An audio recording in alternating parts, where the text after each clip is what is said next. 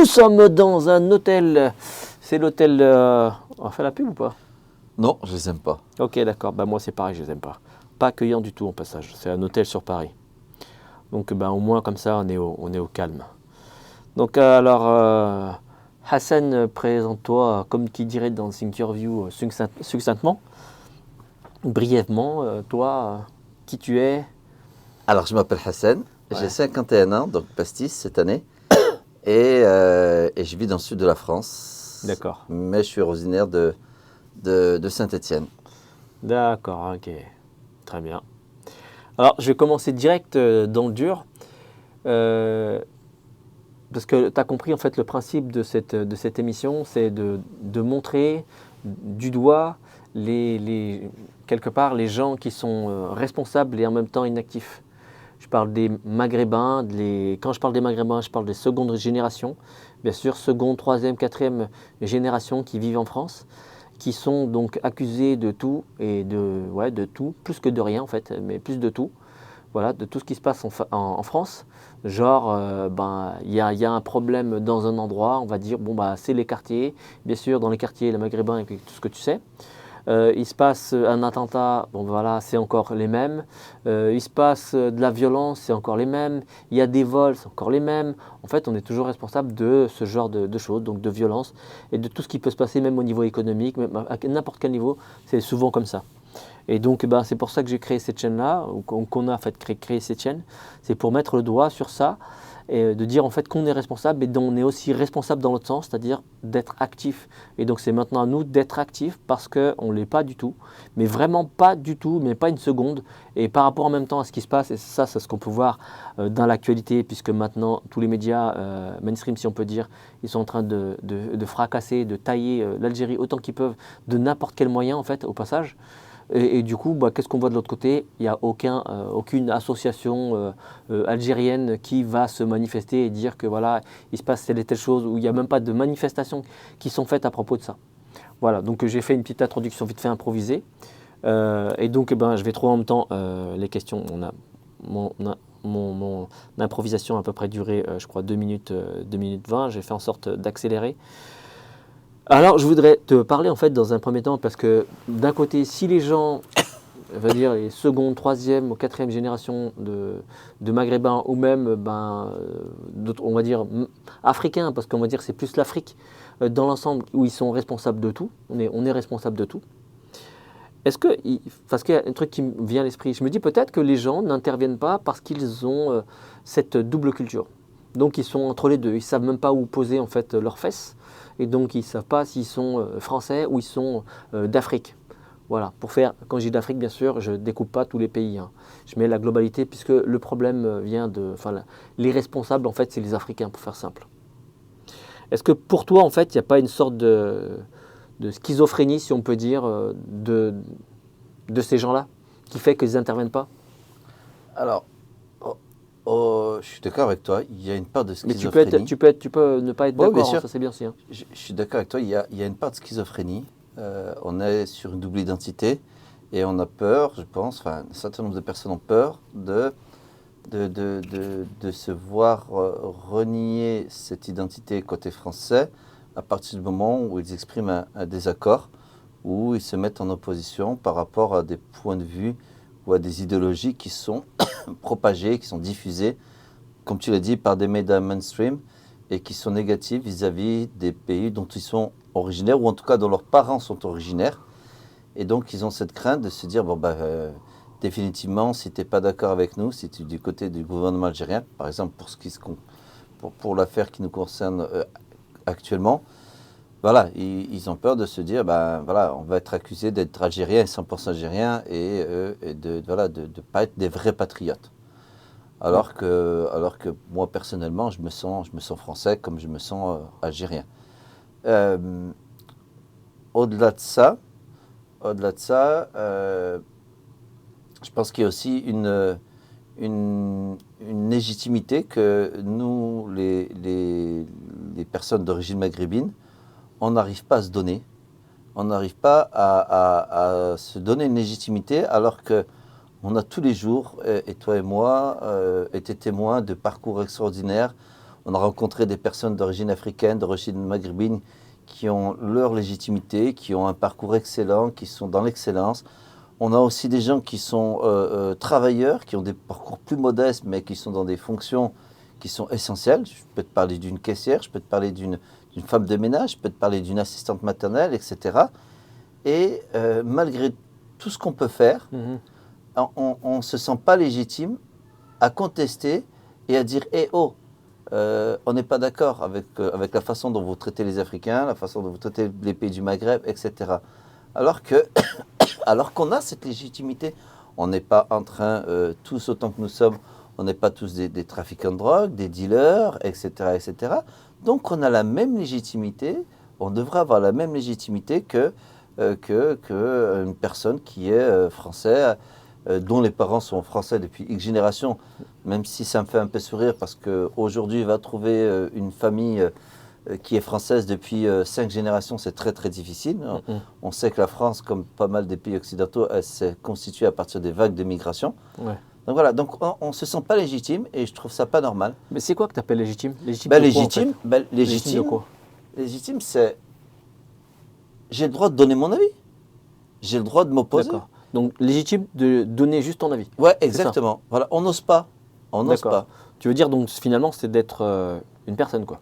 Exactement. C'est une personne porteur d'une voix, porteur d'une réflexion. Et on se dit, non, ça, c'est pour les Français ou c'est pour les hommes politiques. Non, tu peux être médecin comme tu peux être éboueur et tu peux avoir ton propre avis et tu es légitime à exprimer cet avis-là. Il n'y a pas de honte et il n'y a pas de gêne à pouvoir dire, ben voilà, je ne suis pas d'accord avec la façon dont la France dénigre les pays du Maghreb, la façon dont la France gère les ex-colonies, influence certains pays d'Afrique, manipule, etc.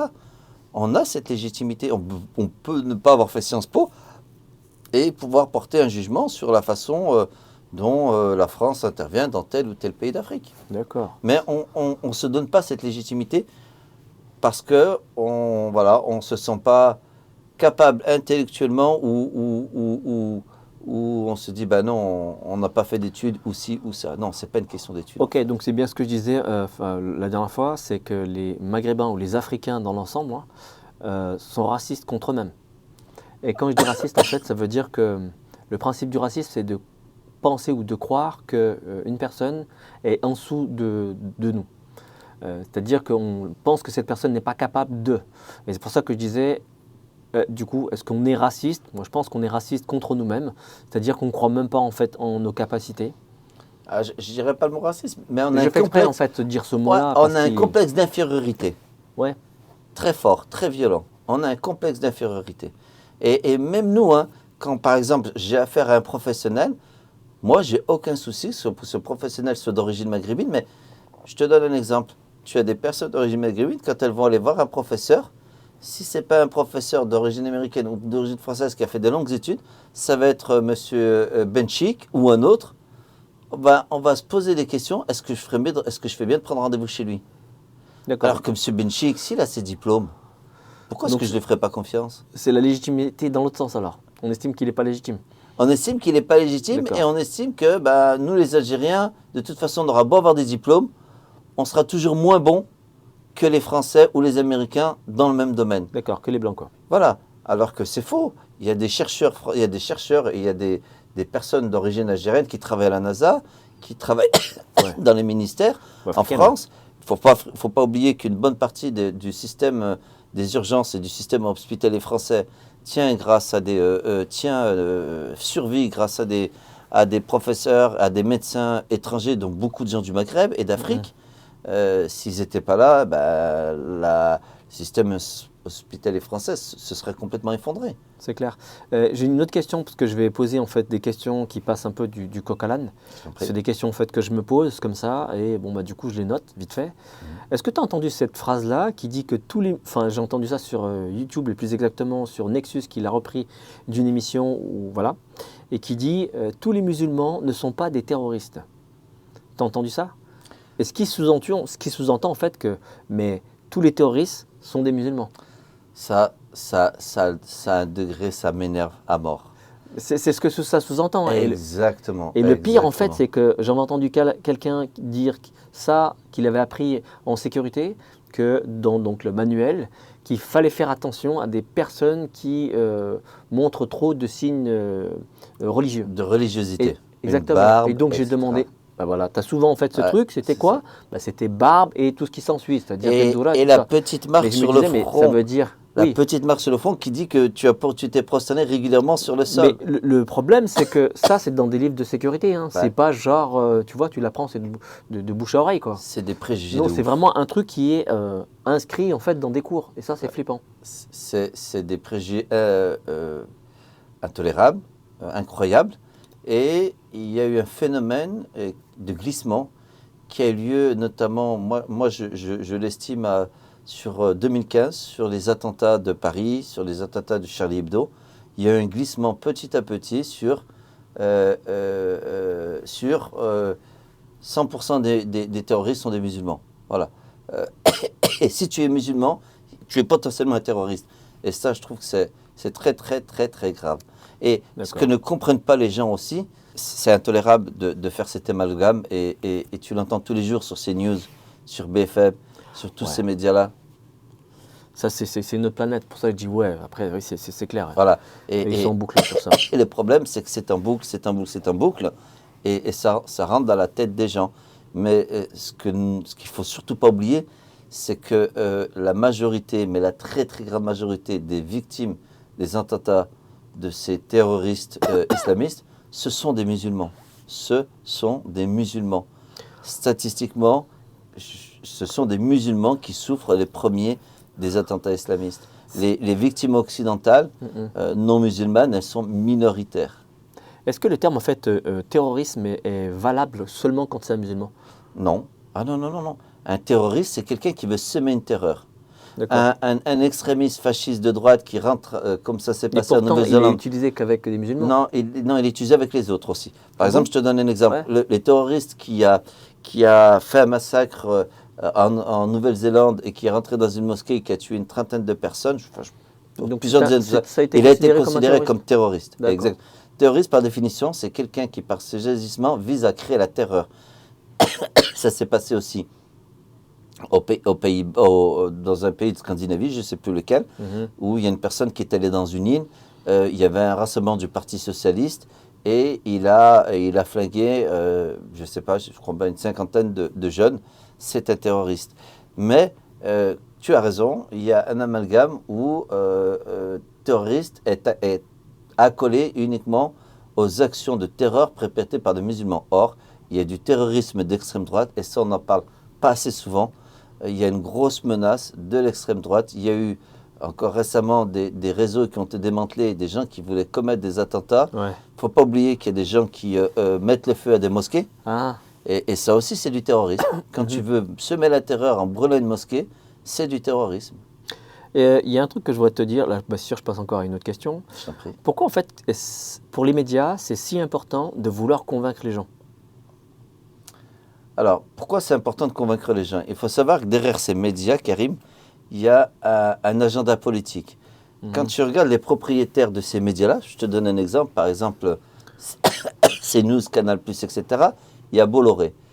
Bolloré, il s'est donné comme agenda de redonner, de basculer la France du côté de la droite et de l'extrême droite. C'est-à-dire de faire élire un gouvernement de droite ou d'extrême droite. Et il n'y a pas 36 moyens pour pouvoir convaincre la population, c'est de leur rabâcher tes propres idéologies. Bolloré, c'est quelqu'un qui est catho d'extrême droite. Il a monté, il a transformé une chaîne qui était culturelle, qui était très à gauche, qui s'appelle Canal+.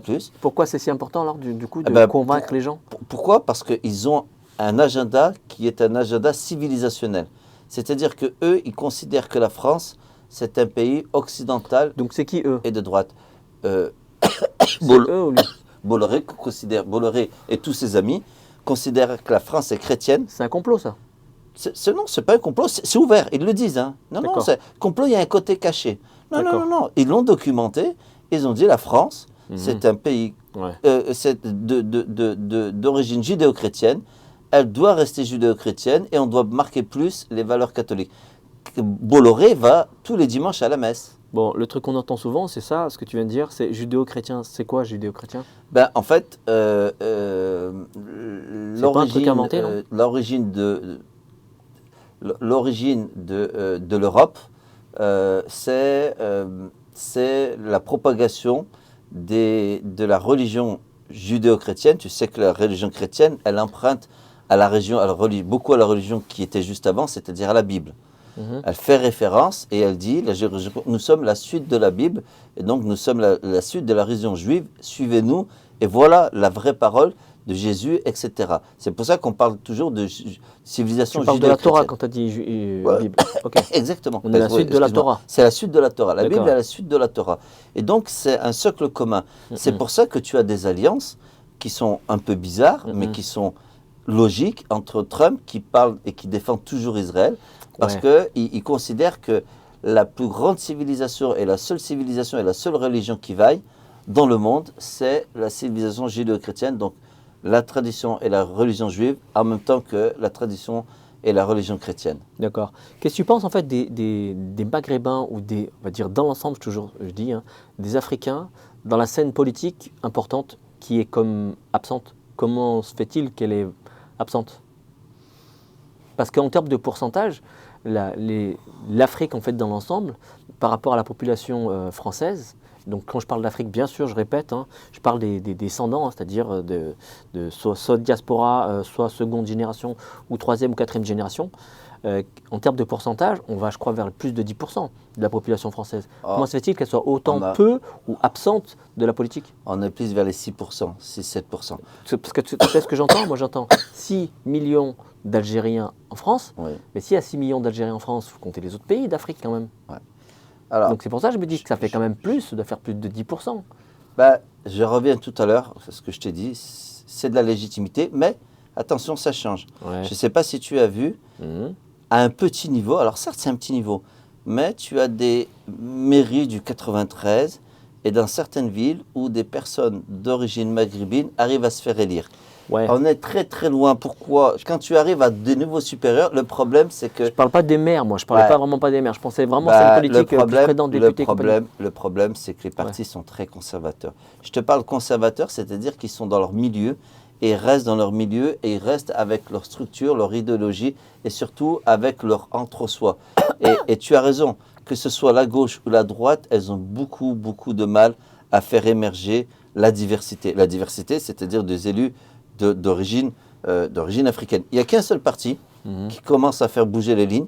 On peut en penser ce qu'on en pense, mais ils ont fait élire à la députation, je dis bien à la députation, des blacks. Qui? LFI. D'accord. LFI, aujourd'hui, tu peux être voilé, tu peux être africain. Moi, j'ai vu une très belle photo de 3 personnes blacks avec une autre personne de jeunes de banlieue qui était français, d'origine française. Ils étaient assis côte à côte sur un des bancs de l'Assemblée nationale. J'ai trouvé cette image qui était jolie. Les mecs qui étaient comme ça, là, en avant, genre. Alors, non, mais parce que tu as vu comme elle a été critiquée, cette image. Oui, mais c'est un truc de ouf. Tu peux toujours critiquer. Ça, c'est la droite. Mais j'ai trouvé que le fait d'avoir envoyé... Et surtout, moi, ce qui m'intéresse, c'est que les filles, dans la mandature précédente, elle avait envoyé une femme de ménage noire. Or, comment est-ce que tu peux faire progresser le pays? C'est en mettant à l'Assemblée nationale des gens de tous les niveaux, de toutes les origines et de toutes les professions. Parce que cette femme de ménage, elle a défendu et elle a présenté des projets de loi qui sont en lien avec les gens de sa profession. Les femmes de ménage, comment est-ce que sont vues? Elles sont dans la sous-traitance, elles font des heures décalées, etc. Et quand tu sais que tu as beaucoup de docteurs et de personnes qui sont docteurs à l'Assemblée nationale, je trouve que tu n'as pas assez de personnes d'origine ouvrière, d'origine employée. Milieu professionnel, tout simple. Exactement, de milieu professionnel, de catégorie socio-professionnelle assez basse, c'est-à-dire employé, ouvrier. Mais tous les niveaux, il n'y a pas de prof, il n'y a pas de médecin, comme tu disais. Il y a beaucoup de médecins. Au contraire, il y a beaucoup de médecins. C'était plus avocat, je voyais. Ils ne le disent pas, qu'ils sont anciens médecins, parce que c'est un peu gênant, etc., par rapport au conflit d'intérêts aussi. C'est des médecins ou Non, c'est des médecins. Les mecs, mais alors, ils arrêtent. Pendant leur mandature, ils arrêtent. ils se mettent en retrait. Mais tu as très peu de personnes. Et c'est ça qui me gêne, moi, si tu veux, dans la représentation nationale. Moi, j'ai du mal à l'appeler représentation nationale parce qu'elle ne représente pas la France. L'Assemblée nationale ne représente pas la France. Exactement, c'est ce que je voulais un peu relever quand je te parlais en fait de pourcentage. Il y a un terme qu'on entend souvent, c'est l'islam de France et non l'islam en France. Tu as raison. Tu comprends que c'est assez bizarre quand même? Parce qu'il n'y a pas, par exemple, la Turquie, c'est pas l'islam de Turquie, c'est pas l'islam de ce que tu veux à notre pays, quoi, d'Égypte ou bien, tu vois, un pays qui a une grande partie en fait musulmane, de musulmans. Tu vois, il n'y a pas genre un islam de. La France est les seuls à dire ce genre de truc. Moi, j'aime pas le terme. L'islam de. Tu as raison. Moi, j'aime pas l'islam de. J'aime pas l'islam de France. C'est l'islam en France. Et c'est l'islam en France. Et pour avoir voyagé dans un pays que tu connais toi aussi, ouais. À propos de l'islam de France, je suis d'accord avec toi. Ouais. Je déteste ce mot-là. On est musulman en France, on n'est pas musulman de France. Le modèle et surtout la façon dont les gouvernements successifs de gauche et de droite veulent contrôler notre pratique de la religion, elle est juste affolante. Elle est juste affolante, elle est juste inquiétante.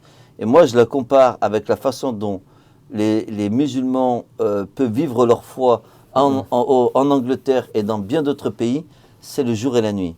Il y a beaucoup plus d'attention, il y a beaucoup plus d'ouverture, il y a beaucoup plus de tolérance dans ces pays-là, dans le monde anglo-saxon, qu'en France. Et en France, on a l'impression que c'est une tare d'être musulman. Sincèrement, hein, c'est une tare d'être musulman. T'as l'impression? Ouais, c'est pas qu'une impression. J'ai demandé à un pote en fait qui est bien français, et je lui dis, est-ce que tu as remarqué un truc sur les médias? Est-ce qu'il parle quand même beaucoup des musulmans? Il m'a dit, ben, bien sûr, c'est cramé quoi. Il parle trop en fait des musulmans. Tellement il parle, Karim. Enfin, en fait, il parle négativement en fait. Ouais, tellement ils parlent négativement et ils font leur beurre là-dessus. Moi, je serais presque à deux doigts de leur intenter un procès en droit d'auteur. C'est en utilisation d'images. C'est-à-dire qu'ils parlent tellement négativement de nous. Ils nous mettent tellement dans tous les débats, alors que, comme tu dis, on est responsable de tout, qu'on devrait demander des droits. Et je peux te dire qu'on rentrerait beaucoup d'argent. Quand tu regardes, quel que soit le prisme d'un sujet qui est pris sur CNews 24 heures sur 24, on arrive toujours aux musulmans et aux jeunes des cités.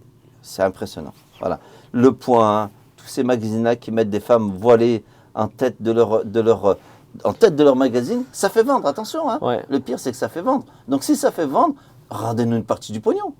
Mais tant qu'à faire, on est victime, donnez-nous un peu de pognon, ça compenserait un petit peu, un chouïa. Ouais, t'as raison d'un côté. Je me disais, alors du coup, est-ce que les Africains, en fait, dans l'ensemble, hein, bien sûr, je mets les Maghrébins avec, parce que ça fait partie de l'Afrique, hein, normal, donc de deuxième, troisième génération, devraient rentrer dans leur pays d'origine? Ou bien est-ce qu'ils ont peur finalement de retourner? C'est pour cette raison qu'ils ne retournent pas.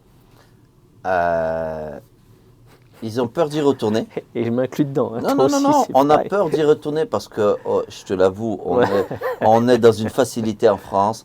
On est dans un cadre sécurisant et on ne sait pas se projeter comme ça. Alors peut-être qu'on le fera un jour, hein, je ne sais rien. Il y a des facilités, ça c'est clair. On a du mal à se projeter dans l'inconnu ou dans un monde moins structuré où on devra tout recommencer de zéro, où on devra se débrouiller par nous-mêmes, etc. Il y a une chaîne YouTube qui s'appelle Fodil M, je crois que tu connais aussi, hein, non? Oui. Qui parle en fait des entrepreneurs qui sont installés en Algérie. Oui. Donc je pense qu'il doit y avoir le même genre de choses dans d'autres pays d'Afrique. Je pense qu'il y a des mecs qui doivent dire, ben voilà, vous pouvez vous installer ici, revenir en fait ici, voilà, vous pourrez créer votre entreprise et il y a peut-être plein de facilités. En Algérie, c'est ce qui se passe entre autres, hein, il y a des facilités quand tu es créateur d'une entreprise. Et c'est étonnant parce que tu me parles de ça. Moi, hier, j'ai découvert un jeune d'origine marocaine qui est parti avec sa femme et ses 2 enfants et qui s'est installé dans la campagne marocaine et qui fait des vidéos où il montre ses moutons, son avoine. Je connais. Voilà. Moi, j'ai trouvé vachement bien. Et si ça peut inciter et si ça peut donner envie aux gens d'essayer, en fait, je trouve ça génial, quoi. Et ils vivent, ils sont pas millionnaires, hein, ils vivent pas sur l'or, mais ils arrivent à se débrouiller. Alors, et toi, du coup? Donc c'est un peu ton opinion. Enfin, je voulais avoir ton opinion par rapport à ça. Je me verrais bien dans quelques années, lorsque j'en aurai marre et surtout lorsque mes enfants auront grandi et que le risque serait moins élevé. Je t'avoue que ce qui me retient, c'est de me dire, si je le fais et que je mets à risque mes enfants, ils ont envie de faire leurs études en France ou à l'étranger, si je pars maintenant, c'est chaud. Par contre, dans 5-6 ans, quand mes enfants se sont lancés dans leurs études supérieures, me lancer comme ça, je ne te le cache pas, que ce soit en Algérie ou au Maroc. Hein. Moi, le Maroc, c'est un pays dont je ne suis pas originaire, mais qui m'intéresse vachement. Faire des olives, faire des choses comme ça au Maroc, être auto-entrepreneur et lancer une structure, faire vivre des gens là-bas et en tirer un revenu, et vivre dans un pays où on arrêtera de me mettre à la une des magazines en me disant, en me nommant et en me mettant comme une cible dans le dos, ce serait génial, quoi. D'accord. Alors je repense en fait, je pense à une question, qui est complètement un peu différente. Pardon, mais je reviens en fait sur ce que tu dis. Toi, enfin, comme plein de gens, des anciennes générations, ils disaient oui, on va revenir en fait au pays et puis on va s'installer là-bas. Il y a des anciens, donc mon grand-père, c'est ce qu'il a fait, ouais, très bien. Mais après, quand tu vois la génération qui est juste avant, eux, ils ont dit ça, mais finalement, ils se sont aperçus qu'ils ont un peu changé d'avis et qu'ils font 6 mois ici, 6 mois là-bas, 6 mois ici, 6 mois là-bas. Donc après, c'est un peu le compromis. Et du coup, je me demande, est-ce que la génération suivante, c'est-à-dire nous, eh bien, on va faire ça, ou bien on va rester là, ou bien on va complètement partir? Je pense qu'on fera exactement comme mon père fait, ma mère, je ne vais rien te cacher. Mon père, pendant des années, il a refusé d'acheter un appartement ou une maison en France parce qu'il disait non, mais moi, arrivé à la retraite, c'est fini, je pars au bled. Exact. Et puis, arrivé à la retraite, donc ça fait quand même 24 ans qu'il est à la retraite, qu'est-ce que je constate? C'est qu'il va 2 fois en Algérie, donc ça lui fait à peu près 2 mois, parce que quand il va là-bas, et ça m'arrive souvent de l'accompagner, au bout de 3 semaines, un mois, il me dit non, mais ils vont me rendre fou ces Algériens, je repars. C'est-à-dire qu'ils se sont acclimatés à un système de règles, à un système de lois, à un système de fonctionnement, facilité, qui fonctionne en France. Et quand ils arrivent en Algérie, ils voient que c'est plus compliqué, la moindre démarche est compliquée. Et puis surtout, il y a une chose que je me suis rendu compte, c'est que l'attachement aux enfants. C'est-à-dire que s'ils ne nous voient pas pendant 3 semaines, un mois, mes parents sont en panique. Donc, ils ne feront jamais plus d'un mois. Et je pense que notre génération, quelques-uns vont sauter le pas, mais la majorité vont en faire exactement. C'est-à-dire, ils vont faire entre 2 mois, 3 mois, 6 mois, mais ils resteront 6 mois ici et garderont leur sécurité sociale, leur couverture médicale, etc. Alors, change de sujet maintenant. Est-ce que tu as remarqué qu'il n'y a pas, tu vois, comme je te disais en fait dans la scène politique, à un niveau en fait un peu plus haut, qu'il n'y a pas en fait d'Africains dans les journalistes en fait de la télé ou bien peut-être de chaînes sur Internet très très connues qui sont d'Afrique ou d'origine africaine. Tu as remarqué en fait ce côté-là? Et alors je voulais savoir, est-ce qu'ils ont peur d'une sorte de, comment dire ça, d'avoir une sorte de conflit d'intérêts? C'est-à-dire que la personne, puisqu'elle est d'origine de là-bas, s'il y a un sujet ou s'il y a ce sujet-là, elle ne pourra pas le traiter, elle ne pourra pas parler de ce sujet-là. Est-ce qu'il y a une idée en fait qui peut planer en fait comme ça? Alors, et peut-être que ça peut être la même chose pour la politique. Hein. Mais bon, c'est deux choses. Déjà, il y a des journalistes d'origine maghrébine, super, mais ils ont du mal à monter dans les échelons. D'accord, il y a un plafond. Il y a un plafond. Il est indéniable ce plafond. Il est indéniable. Il y a plein de journalistes, il y a plein de sociologues, il y a plein de gens qui ont plein de compétences. Il y avait Rachid Arabe. Il y a eu Rachid Arabe. Il n'a pas fait. Il n'a pas révolutionné le truc, lui. Hein. Non, il n'a pas révolutionné. Même l'autre, il y avait un autre gars aussi, pareil.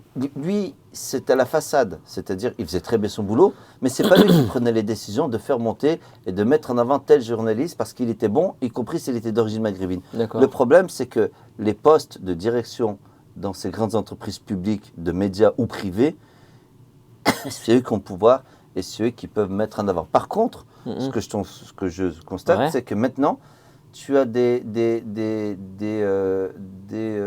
juristes, tu as des sociologues qui sont d'origine maghrébine et qui commencent à dénoter dans les médias, que ce soit sur YouTube ou dans les médias français, lorsqu'ils interviennent. Moi, je te donnerai comme exemple un gars que j'admire beaucoup. Je pense à un gars qui s'appelle Nabil Begli, que j'admire beaucoup, parce que, il est très fort, très compétent et très pédagogue. Et il arrive à démonter les arguments, il arrive à démontrer que ce qui est dit par tel ou tel journaliste ou telle personne, c'est de la propagande et ce n'est pas des faits. Et je pense que l'une des forces, et le moyen qu'auront les personnes d'origine maghrébine, ça sera d'aller vers l'excellence et d'aller toujours vers les faits et de ne pas avoir peur d'aller dans ces médias-là. Mais comme j'ai dit, en fait, c'est maghrébin comme Afrique. Hein. Afrique Oui, comprend, tout à fait, je suis hein. d'accord.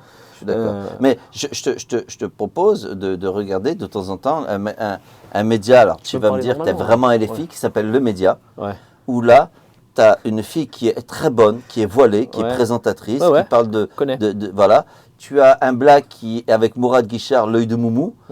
Mourad Guichard, et cette émission, moi, que je conseille à tout le monde, c'est ce qu'on appelle une émission de critique des médias. Moi, j'adore cette émission-là. Enfin, j'aime beaucoup cette émission-là. Et tout ce qui est critique des médias, j'aime beaucoup parce que ça te permet de déjouer les pièges que tous ces médias nous tendent. Comme arrêt sur image. Exactement. Daniel Schneiderman, je le regardais quand j'étais tout jeune.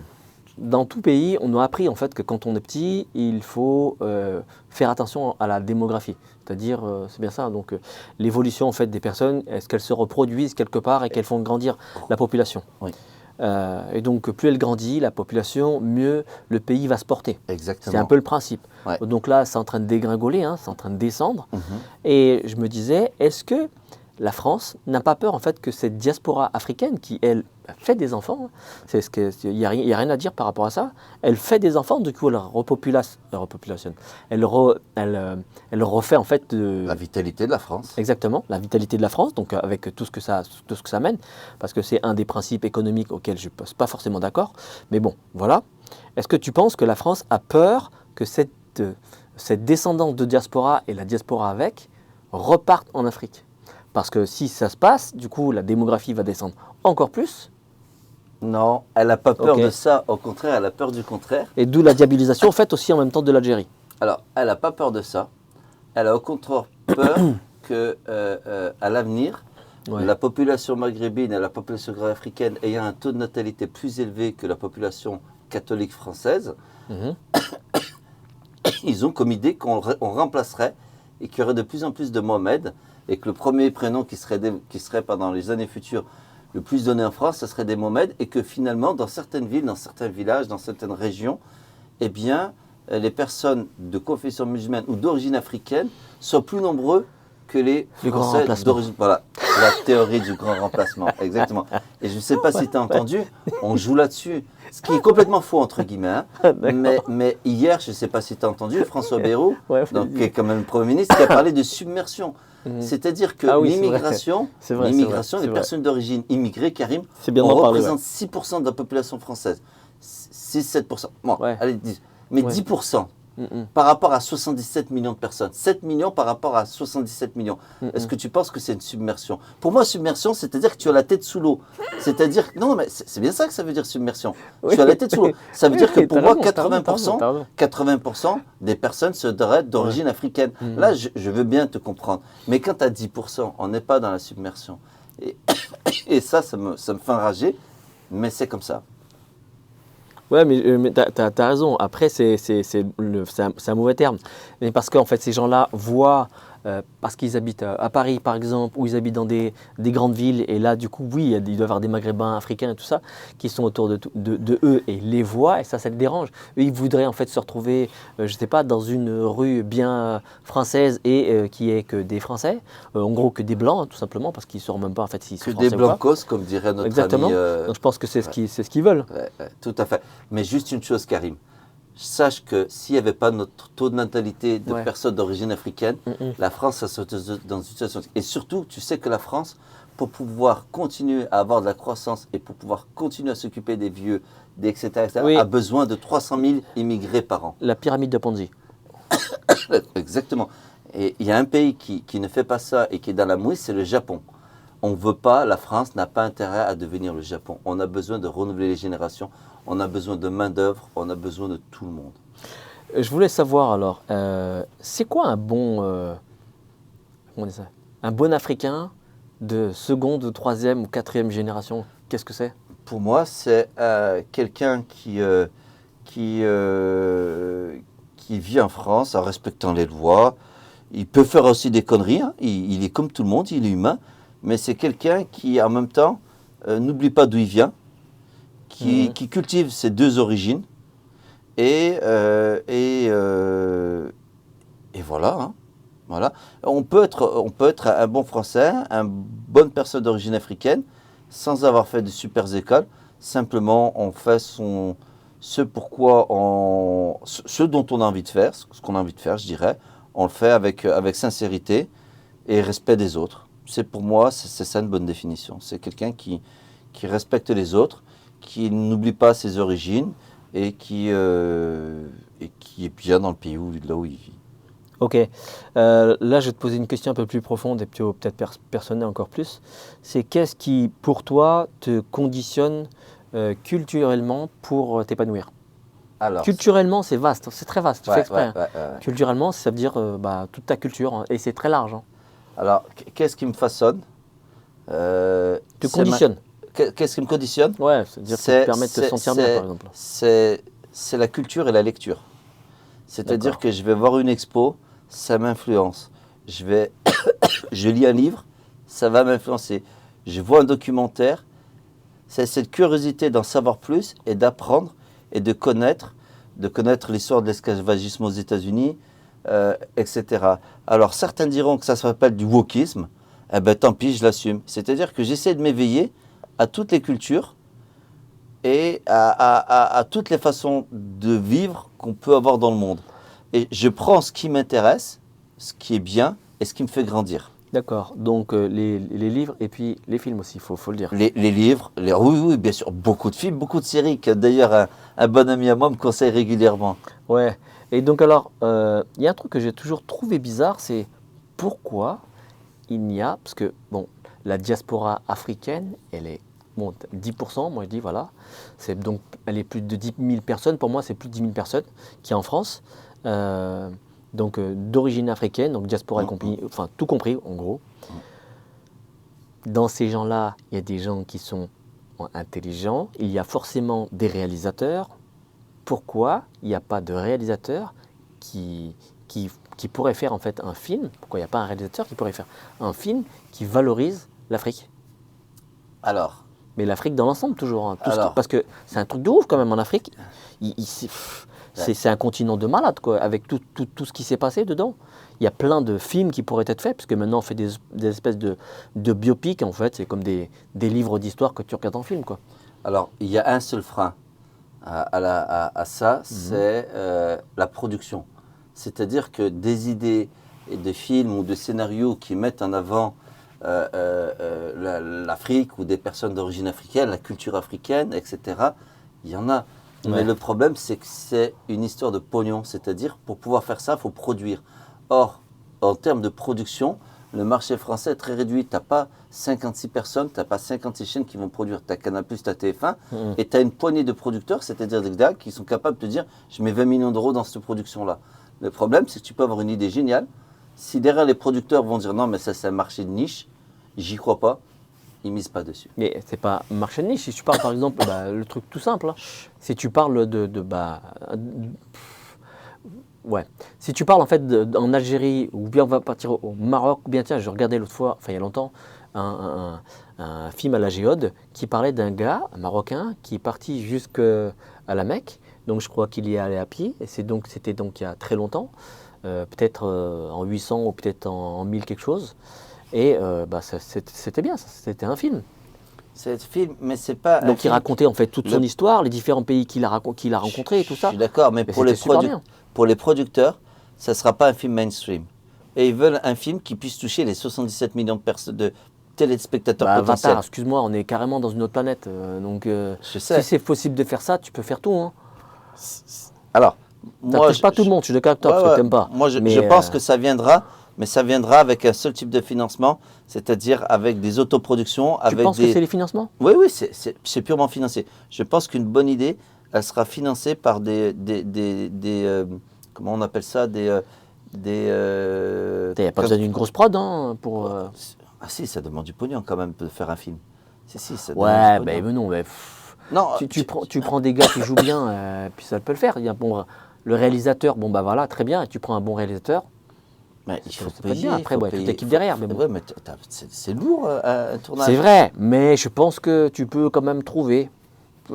c'est pas une grosse production que tu vas faire D'accord. avec un truc de ouf, avec plein d'effets spéciaux et tout ça. Ça va pas te demander plein d'argent. Toi, tu penses que si? Moi, je pense Bon, que faudrait que j'interviewe un mec qui. un film, un film, c'est le cinéma, j'ai c'est déjà une été industrie. C'est une industrie, Ouais. et pour cette industrie-là, le billet d'entrée est assez cher et il faut générer du cash. Et c'est pour D'accord. ça que le but dans chacun des projets, c'est d'avoir un maximum de téléspectateurs. Du coup, ils pourraient employer en fait des locaux. C'est ça qui est intéressant. Et quand je dis des locaux, c'est-à-dire des gens qui sont des deuxième, troisième génération d'Africains. Tu vois ce que je veux dire? Donc là, ce serait intéressant. Pas comme dans Aladdin, je ne sais pas combien là, où il y avait en fait que des mecs qui n'étaient pas maghrébins, Déguisés. qui n'avaient rien en fait n'avaient aucun lien presque avec l'origine arabe. Ouais, ouais. Bon, sinon en fait, juste comme ça, c'est une question un peu de fin. T'as fêté Noël? Euh, j'ai j'ai pas fêté Noël, mais par contre, Ouais. j'ai offert des cadeaux à mes enfants. D'accord. Voilà, pas le même jour, D'accord. quelques jours après. T'as le droit? Voilà. Parce que mon père fêtait Noël en décalé, Ouais. parce qu'il voulait pas nous frustrer. D'accord. C'est-à-dire, il voulait pas qu'on sorte dehors et qu'on voie que les petits Français avaient des jouets et pas nous. Donc t'es un bon maghrébin alors? Je sais pas si je suis un bon maghrébin. Mais je sais pas. C'était pour te charrier. Mais bon, c'était pour histoire de trouver un truc pour rire un peu à la fin. D'accord. Sinon, tu as un truc que tu voudrais dire qui te vient à l'esprit Soyez légitime. Soyez sûr que vous êtes légitime. Ouais. Foncez. Concrétisez vos projets. N'ayez pas peur. Ouais. Brisez ce plafond de verre. Brisez-le. Ouais, mais On a la même légitimité que Pierre, Paul et Jacques, comme Ouais. dirait un célèbre chanteur, pour concrétiser nos projets. On est aussi bon. ouais, mais s'il y a un plafond de verre, c'est parce qu'il y a au-dessus, il y a des gens qui tiennent le plafond. Eh ben, essayons de briser ensemble. Moi, j'aurais dit, il faut le faire. Mais ouais, tout un truc. Mais On est aussi pourquoi bon pas, que les autres, je dirais. Ah bah ça c'est clair. On est Oui, aussi bon bien que les sûr. autres, il n'y a aucune Même honte. cerveau, hein, ça c'est clair. Enfin, pas avec le même contenu, mais voilà. Donc c'est aussi possible. T'as autre chose à dire? Non, merci à toi. C'est cool. Et surtout, juste te dire que j'aime beaucoup ce concept-là. Voilà, il faut vraiment démontrer que on n'est pas spécialement responsable. On n'est pas responsable. Pourquoi je dis spécialement? On n'est pas responsable de tous les maux de la France. Ouais, Voilà. MAUX. ouais, j'avais compris. Bon, Merci, je merci coupe. à toi pour ça. Avec plaisir. Ciao, ciao. Ciao, ciao.